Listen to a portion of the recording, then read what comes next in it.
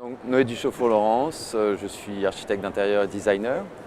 Je suis ici à l'occasion de la scénographie que j'ai fait d'une part pour le scène d'intérieur et d'autre part pour la présentation de quelques pièces avec petite friture, donc des luminaires notamment. Et on a continué la série de tables et chaises et bancs pour Market, une petite collection. On a un projet de restaurant en cours en ce moment sur Paris, vers la place de l'Alma. D'influence moyenne-orientale, on va dire, revisité, voilà. Un appartement, je fais avec Seldorf Architecte à New York, donc pour un client privé. Et pour le même client d'ailleurs, un projet, donc c'est comme ça souvent que ça se passe, un projet de condominium house, donc c'est tous les aménagements des lieux communs d'un immeuble d'habitation dans le New Jersey. J'ai une relation depuis quelque temps avec une entreprise américaine qui s'appelle Bernard Design.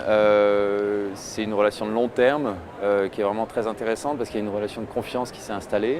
Le premier projet était fait autour de la chaise Corvo. Donc au départ, il y a une rencontre, une discussion, un échange autour du design et de notre vision du design. Et son envie de me faire faire un projet, un objet un peu complexe, la chaise en l'occurrence. Là, on a travaillé sur un bridge. Et donc la chaise Corvo est née de cette première rencontre.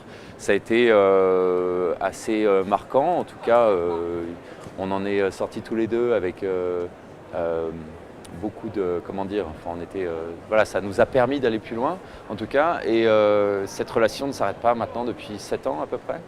Et on a voilà, des pièces qui continuent sans l'idée de créer vraiment une collection. Il y a une famille de produits qui s'est créée qu'on a appelée Modern Family. Bernard Design travaille principalement sur le contract. Donc on est sur une dimension qui n'est pas celle du mobilier particulier.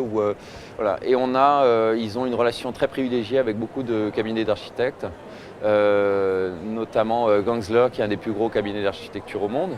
Donc c'est vrai que les volumes ne sont pas les mêmes, les contraintes de l'objet ne sont pas les mêmes non plus. C'est-à-dire qu'on ne peut pas arriver avec cette finesse à l'italienne sur des piétements de table ou autre. Il faut vraiment rester sur quelque chose d'assez robuste et en même temps garder l'élégance.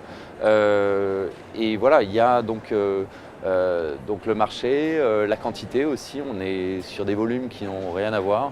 Les commandes se font en centaines et pas en voilà, quelques unités par-ci par-là. C'est vraiment des grands volumes. Alors ils ont moins de points de vente que des groupes comme Rosé, mais après c'est des volumes qui sont aussi plus conséquents dans chaque commande.